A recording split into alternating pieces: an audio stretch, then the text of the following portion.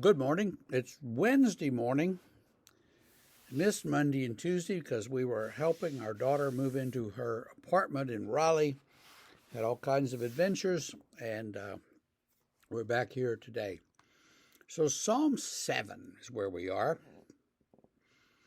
It says, a Shiggaion of David, which he sang to the Lord concerning the words of Cush, a Benjaminite. We know nothing about this. The Shiggaion, whatever that is, some poetic form or song style or something, we don't know what it means. That he sang about the words of Cush. Now, who was Cush? There's very little in the Old Testament about Cush.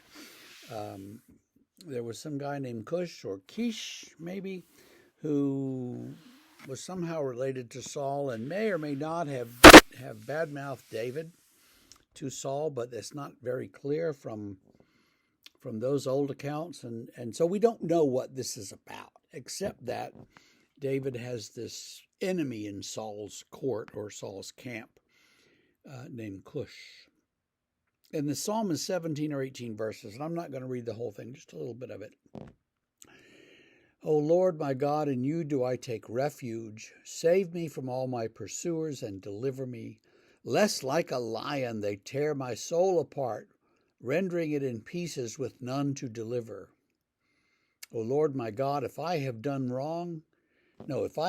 this, if there is wrong in my hands, if I have repaid my friend with evil or plundered my enemy without cause, let the enemy pursue my soul and overtake it, and let him trample my life to the ground and lay my glory in the dust.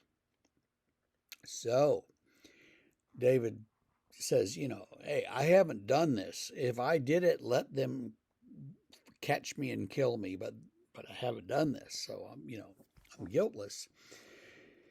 And he says something at the very beginning that I like. In you I take refuge, O God. Save me from all my pursuers and deliver me, lest like a lion they tear me apart. So who is pursuing you, and from whom do you need deliverance?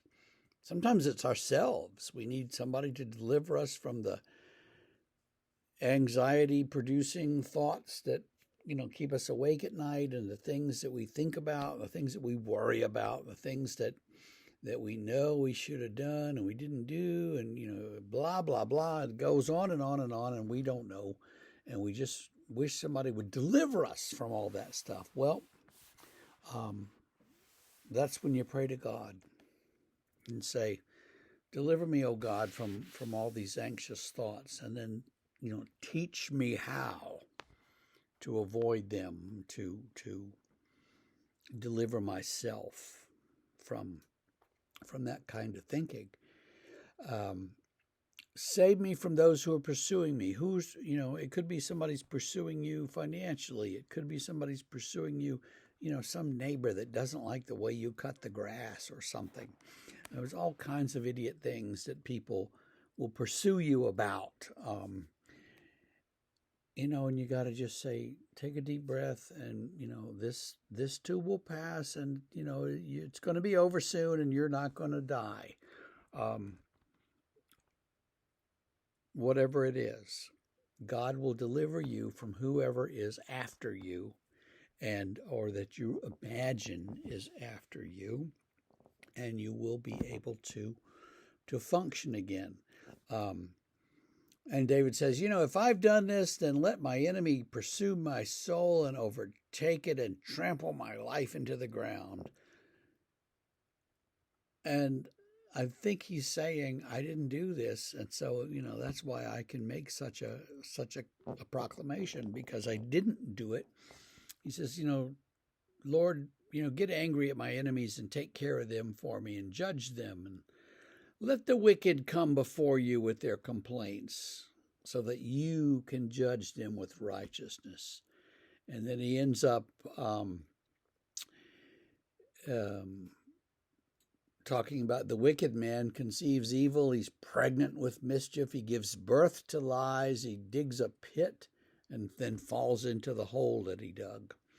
And as for David, though, it ends in verse 17, I will give thanks to the Lord due to his righteousness, and I will sing praises to the name of the Lord, the Most High. And so that's where we ought to end up, is saying praise to God, because no matter what comes and what happens and what we think, God is going to be there for us. So may he be there for you today, and may you have a great day, and I will see you tomorrow.